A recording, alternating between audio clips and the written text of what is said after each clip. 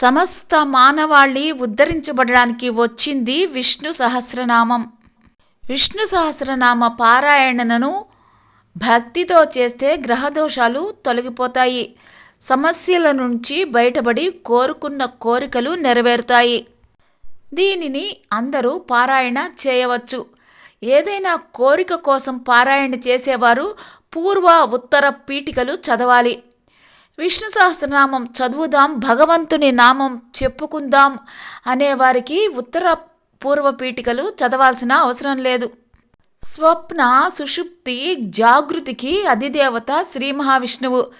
అందువల్ల ఉదయం లేస్తూనే శ్రీహరి అంటూ 11 సార్లు చెప్పి లేవాలి.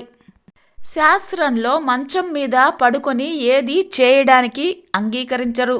కానీ విష్ణు సహస్రనామానికి ఆ నిబంధన లేదు.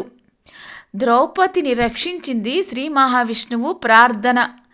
అనారోగ్యంతో ఉన్న వ్యక్తి మంచం మీద ఔషధాన్ని కూడా సేవించకూడదు.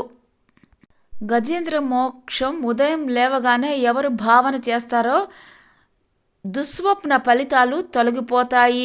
విష్ణు సహస్రనామాన్ని చదివితే ఇహమునందు రక్షణ, పరమనందు నారాయణుని చేరుకునే మార్గము సులభం అవుతుంది. ఆదిశంకరులకు సరస్వతీదేవి సాక్షాత్కరించి విష్ణు సహస్రనామము సంజీవిని ఓషధి వంటిది కాబట్టి నీవు దీనికి భాష్యం రాయాలి అని పలికింది.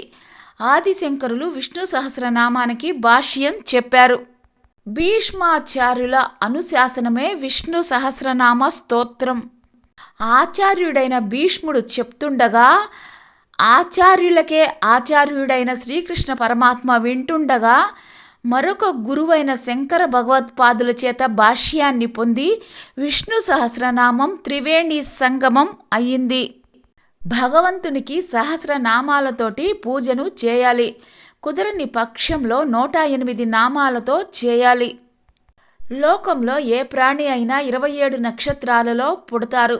ఒక్కొక్క దానికి 4 పాదాలు. 27 × 4 108.